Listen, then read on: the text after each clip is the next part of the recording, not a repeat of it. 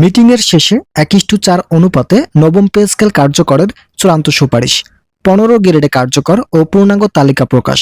অর্থ উপদেষ্টা এ বিষয়ে যা বললেন, আজকের এই ভিডিওটিতে আমি এই বিষয়ে বিস্তারিত আলোচনা করার শুরুতে আপনারা যারা এখন পর্যন্ত আমাদের এই চ্যানেলের নতুন সদস্য আছেন তারা পরবর্তী আপডেট পেতে চ্যানেলটি সাবস্ক্রাইব করে বেল আইকনটি অল করে দিন।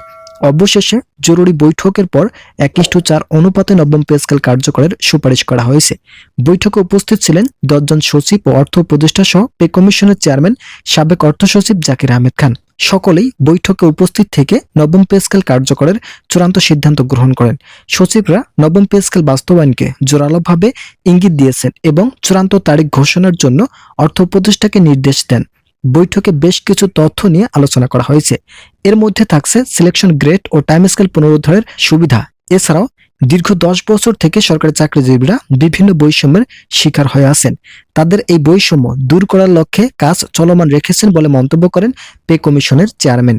আজ বৈঠক হলেও এ বিষয় নিয়ে অর্থ উপদেষ্টা সরাসরি কোনো বক্তব্য রাখেনি। যেহেতু তাদের আরো কয়েকটি সমস্যা এখন পর্যন্ত বিদ্যমান, তাই নবম পে স্কেল বাস্তবায়নে যথেষ্ট সোচ্চার আছেন তারা।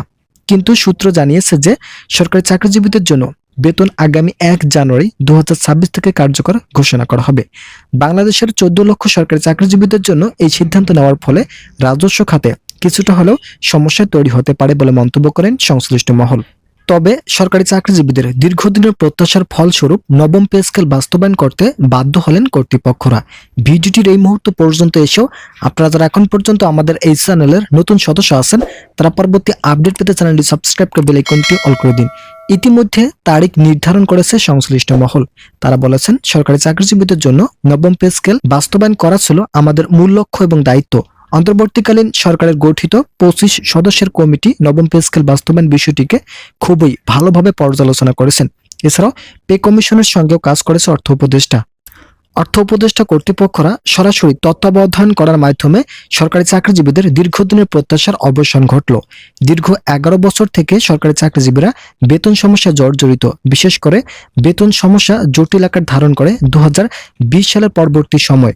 সাধারণত 2015 সালে যখন 8ম বেতন স্কেল কার্যকর করা হয়, এরপর আবারও 2020 সালে নতুন বেতন স্কেল গঠন করার কথা ছিল।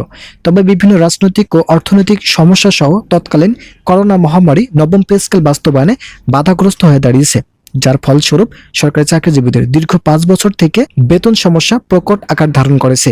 বাংলাদেশের নিয়ম অনুযায়ী প্রতি 5 বছর পর পর নতুন পে স্কেল বাস্তবায়ন করার কথা ছিল, তবে তা বাস্তবায়ন না হয় অন্তর্বর্তীকালীন সরকারের কাছে নতুন বেতন স্কেলের দাবি জানিয়েছেন কর্মচারী ফোরামের সদস্যরা। অবশেষে আজ চূড়ান্ত বৈঠকের মাধ্যমে নবম পে স্কেল বাস্তবায়নের নতুন সিদ্ধান্তের কথা জানায় সংশ্লিষ্ট মহল।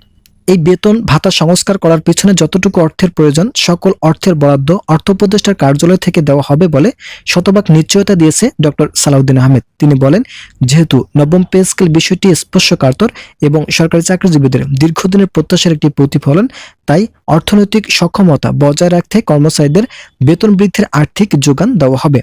তো বন্ধুরা, যারা যারা সরকারি চাকরিজীবী আছেন তারা পরবর্তী আপডেট পেতে চ্যানেলটি সাবস্ক্রাইব করে বেল আইকনটি অল করে দিন।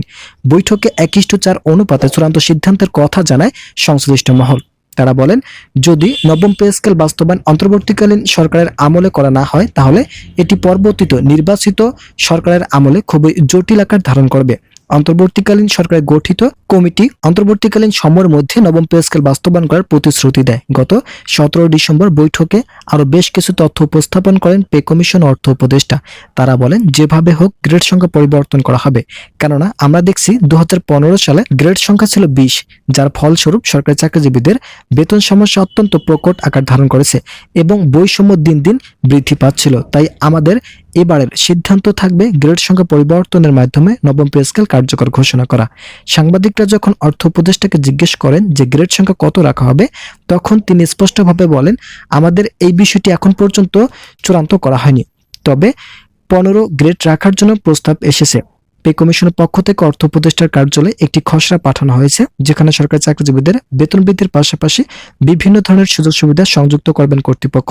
এছাড়াও যারা 3য় ও 4র্থ গ্রেডের কর্মচারী আছেন তাদের জন্য মহার্ঘ ভাতা চলমান রাখার বিষয়ে একতাবদ্ধ হয়ে কাজ করার প্রতিশ্রুতি দেন তারা আরো বলেন, যদি গ্রেড সংখ্যা পরিবর্তন করা হয় তাহলে যারা নিম্ন গ্রেডের চাকরিজীবী আছেন তারা সবথেকে বেশি উপকৃত হবেন। অবশেষে সর্বশেষ বৈঠক থেকে জানা যায় সরকারি চাকরিজীবীদের বেতন বৃদ্ধির বিষয়টি শুধুমাত্র গেজেট প্রকাশের অপেক্ষা রয়েছে। যেহেতু এখন পর্যন্ত গেজেট প্রকাশ করা হয়নি, তাই এই বিষয়টি নিয়ে ধোঁয়া সৃষ্টি হচ্ছে। আগামী 25 ডিসেম্বরের মধ্যে গেজেট প্রকাশের প্রস্তুতি নিচ্ছে সংশ্লিষ্টরা। তো ইতিমধ্যে এই বিষয়ে নতুন একটি প্রতিবেদন প্রকাশিত হয়েছে। আজকের এই ভিডিওটিতে আমি এই প্রতিবেদনের সকল বিষয়ে বিস্তারিত আলোচনা করলাম। আশা করি ভিডিওটি থেকে অনেক উপকার পেয়েছেন। যদি উপকার পেয়ে থাকেন তাহলে অবশ্যই চ্যানেলে সাবস্ক্রাইব করে বেল আইকনটি অল করে দিন।